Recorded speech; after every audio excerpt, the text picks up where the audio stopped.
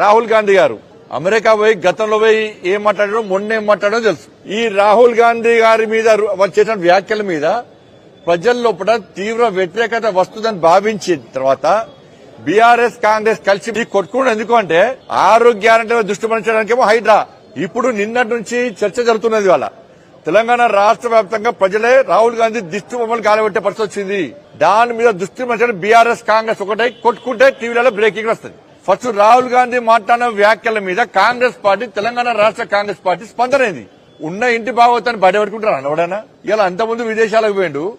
భారతదేశంలో ప్రజాస్వామ్యం ప్రమాదంలో ఉంది, విదేశాలు జోక్యం చేసుకోవాలని చెప్పి ఒక మూర్ఖత్వం మాటలు మాట్లాడిన వ్యక్తి రాహుల్ గాంధీ. మళ్ళా నిన్న ఏమంటున్నాడు, ఎన్నికల కమిషన్ అట మోడీ గారికి అనుకూలంగా ఉందట, అందుకే బీజేపీ గెలిచిందట. ఇలా ఎన్నికల కమిషన్ మాకు అనుకూలంగా ఉంటే మెజార్టీ ఎందుకు తీసుకుంటాం మేము? 540 వరకు 500 మేమే వేసుకుంటాం. మెజార్టీ ఎందుకు తీసుకుంటాం మేము? ఇంగిత జ్ఞానం లేని మాటలు. అంటే రాహుల్ గాంధీ అనే వ్యక్తికి ఈ దేశంలో చట్టాల మీద గౌరవం లేదు, న్యాయస్థానం మీద గౌరవం లేదు, విదేశాల మీద మాత్రం చాలా అపారమైన నమ్మకం ఉంది ఆయనకు.